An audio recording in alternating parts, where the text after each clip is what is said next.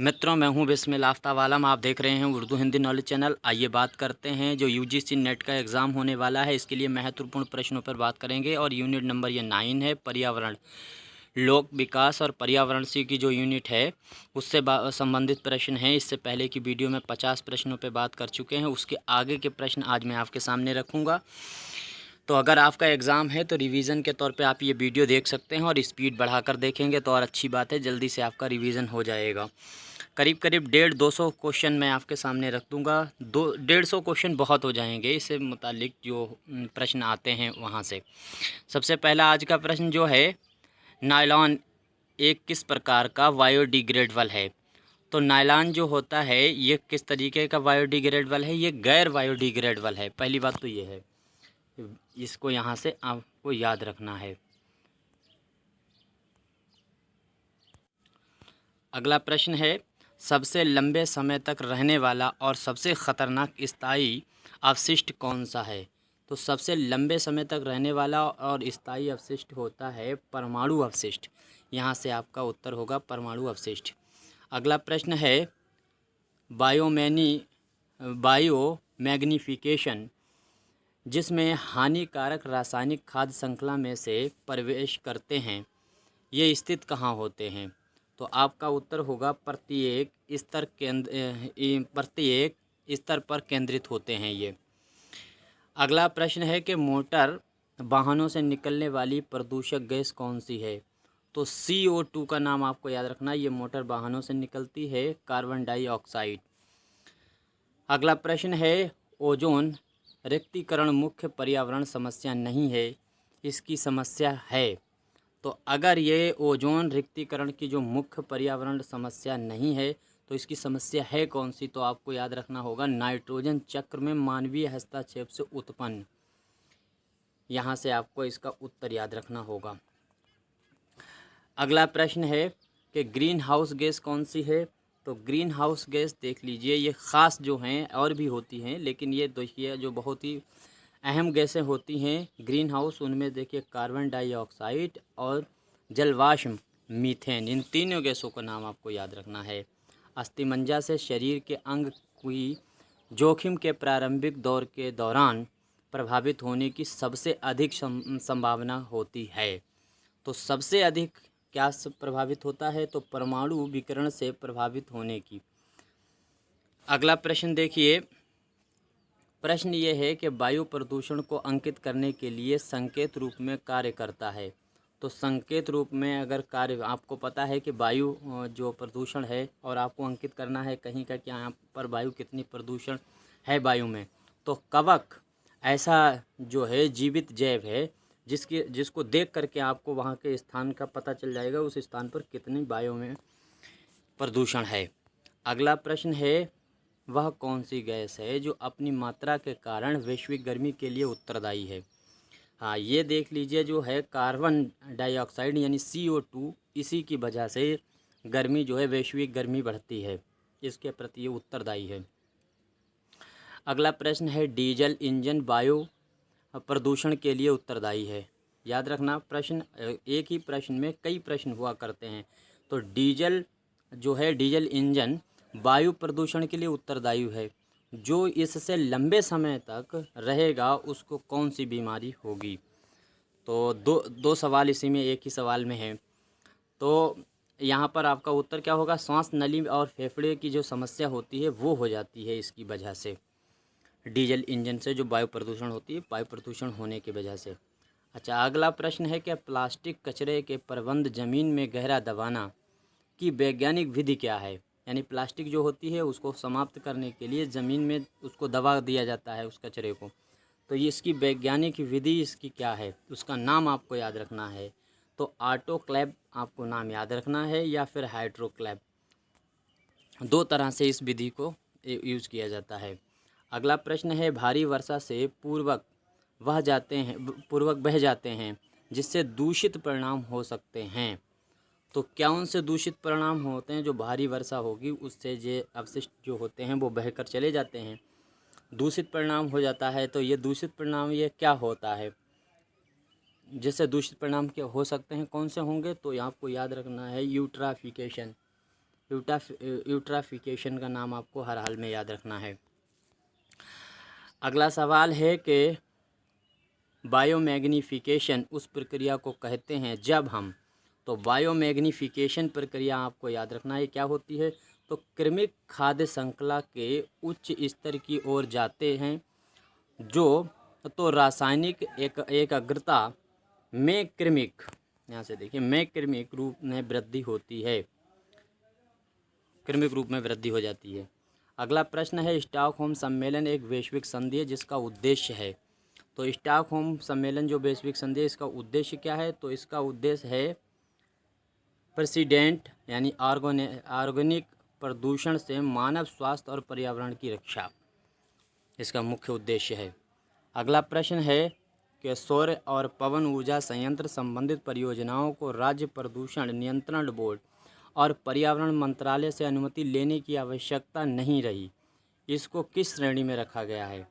यानी सौर, अगर आप पावर प्लांट लगाते हैं सौर ऊर्जा के और या पवन ऊर्जा के, तो उस पर आपको अनुमति नहीं लेनी है। ये किस श्रेणी में रखा गया है, इस वजह से ये अनुमति नहीं लेनी होती है, तो सफ़ेद श्रेणी में इसको रखा गया है, आपको यहाँ से याद रखना है। अच्छा, सौर ऊर्जा का स्रोत क्या है, तो परमाणु संलयन जो होता है वो सौर ऊर्जा का स्रोत है। अगला प्रश्न, किस राज्य में वन क्षेत्र का सर्वाधिक प्रतिशत है, तो सर्वाधिक प्रतिशत, यहाँ पर थोड़ा ध्यान देना, सर्वाधिक अगर प्रतिशत पूछा जाए तो वो है मिजोरम में, और सबसे ज़्यादा वन कहाँ है, तो वो मध्य प्रदेश में। आगे देखिए, कैलोरी मूल रूप से किसे दर्शाती है, तो कैलोरी जो दर्शाती है वो ईंधन दक्षता को दर्शाती है, कैलोरी ईंधन दक्षता।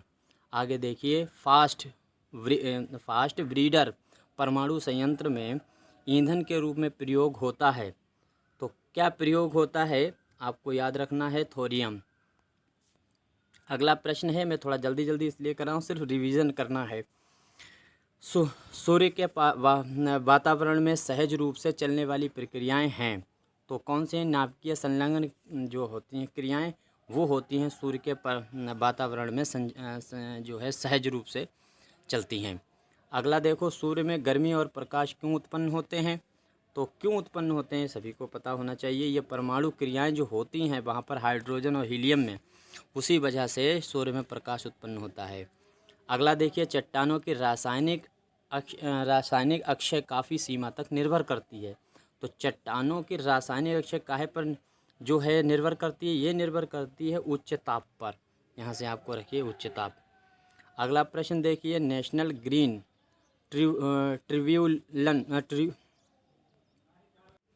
ट्रिब्यूनल अधिनियम जिसका उद्देश्य देश में पर्यावरण अदालतों की स्थापना करना था, किस वर्ष पारित हुआ, तो जो नेशनल ग्रीन ट्रिब्यूनल जो पारित हुआ है वो 2010, आपको यहाँ से उत्तर उसका 2010 याद रखना है।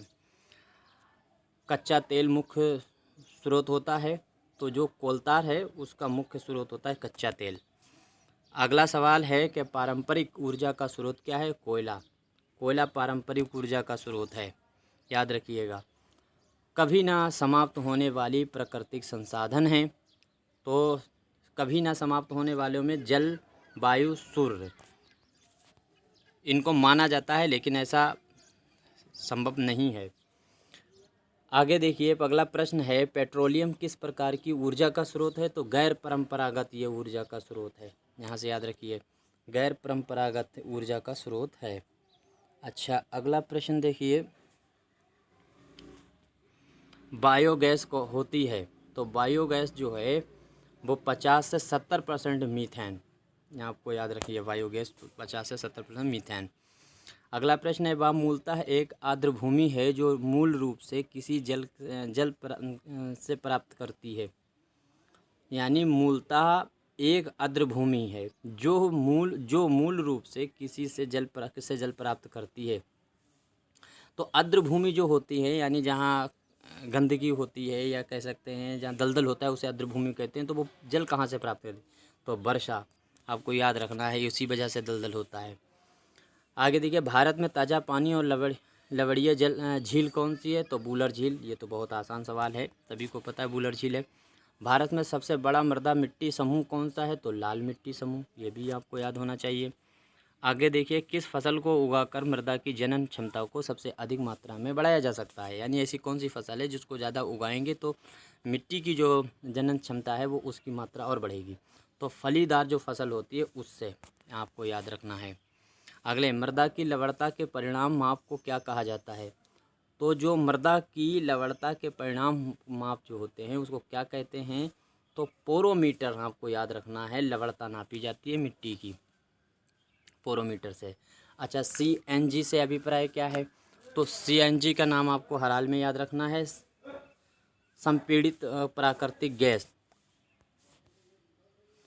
आगे देखो, सल्फर डाइऑक्साइड के कारण क्या? तो कारण क्या है? तो सल्फर डाइऑक्साइड का अम्लीय वर्षा, अम्लीय वर्षा जो होती है वो सल्फर डाइऑक्साइड की वजह से हो रही। आगे देखिए, बायोमास ऊर्जा स्रोत हैं। तो बायोमास ऊर्जा स्रोत क्या हैं? तो वन्य लकड़ी, गोबर गैस और बायोगैस, ये तीनों जो हैं वो बायोमास ऊर्जा स्रोत हैं। जीवाश्म ईंधन है। तो जीवाश्म ईंधन में भी ये तीन देख लीजिए, कोयला, पेट्रोलियम, प्राकृतिक, ये तीनों जो हैं वो जीवाश्म ईंधन में ही आएंगे। शेल गैस के दोहन में अग्रिम देश कौन सा है? ये बहुत इंपॉर्टेंट क्वेश्चन है। यानी जो शेल गैस है उसके दोहन में सबसे आगे चलने वाला देश कौन सा है? जो सबसे ज़्यादा शेल गैस का दोहन कर रहा है वो संयुक्त राज्य अमेरिका। जाहिर सी बात है। इसके बाद में हाइड्रोलिक फ्रैक्चरिंग या फिर फ्रैकिंग शब्द किस ऊर्जा स्रोत के साथ जुड़े हुए हैं? तो शेल गैस शोषण के साथ ये जुड़े हुए हैं। ये वर्ड याद रखिए, पूछ सकते हैं किससे जुड़े हुए हैं। तो हाइड्रोलिक और फ्रैक्चरिंग, इसके बाद में फ्रैकिंग, ये तीनों शब्दों को आपको अलग अलग इस तरह से याद रखना है। आगे देखिए, सौर कोशिकाओं के निर्माण में प्रयोग किया जाता है। तो सिलिकॉन का प्रयोग किया जाता है जो सौर प्लेट होती है उसके अंदर। आगे देखिए, जीवाश्म ईंधन किस तरह बनता है? तो जीवाश्म ईंधन किस तरह बनता है? तो पृथ्वी की सतह के नीचे कार्बनिक पदार्थ के अपघटन से। बहुत अच्छे से इसको याद रखनी है। जीवाश्म ईंधन जो है, जो कोयला वगैरह है, वो काहे से बनता है? तो पृथ्वी की जो सतह है नीचे, उसमें कार्बनिक पदार्थ के अपघटन जो होता है उससे पैदा होता है। आगे देखिए, LPG का मुख्य घटक क्या है? तो ब्यूटेन, ये याद रखिए, LPG का ब्यूटेन। और CNG का मुख्य घटक क्या है? तो मीथेन। दोनों का अलग अलग, जो CNG है, CNG, ये CNG मीथेन है और LPG जो है ब्यूटेन। इन दोनों का अलग अलग याद रखिए। अच्छा, ऊर्जा का अक्षय स्रोत कौन से हैं? तो ऊर्जा का अक्षय स्रोत में सौर ऊर्जा, पवन ऊर्जा, ज्वारीय ऊर्जा, ये सब याद रखिएगा, ये ऊर्जा का अक्षय स्रोत हैं। आगे देखिए, सौर सेल परिवर्तन करता है। तो सौर सेल जो परिवर्तन करता है वो करता है सौर ऊर्जा को विद्युत ऊर्जा में। मोस्ट इम्पोर्टेंट क्वेश्चन है, ये याद रखिएगा। आगे देखिए, सुनामी लहरें सागर में क्यों उत्पन्न होती हैं? तो ये उत्पन्न होती हैं भूकंप के कारण उत्पन्न हो जाती हैं, ये भी याद रखिएगा, भूकंप के कारण।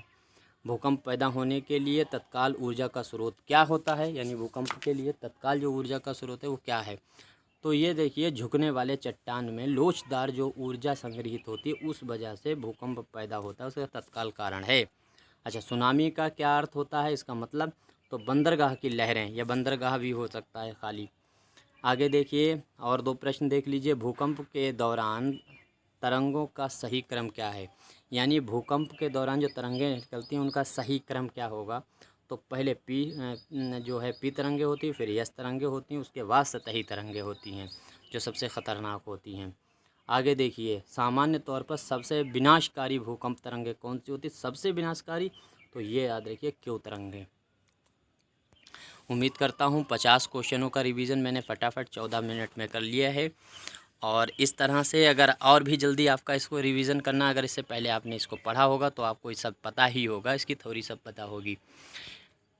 ठीक है, उम्मीद करता हूँ आपको अच्छा लगा होगा। अगर कोई क्वेश्चन गलत है तो ज़रूर बताइएगा मुझे।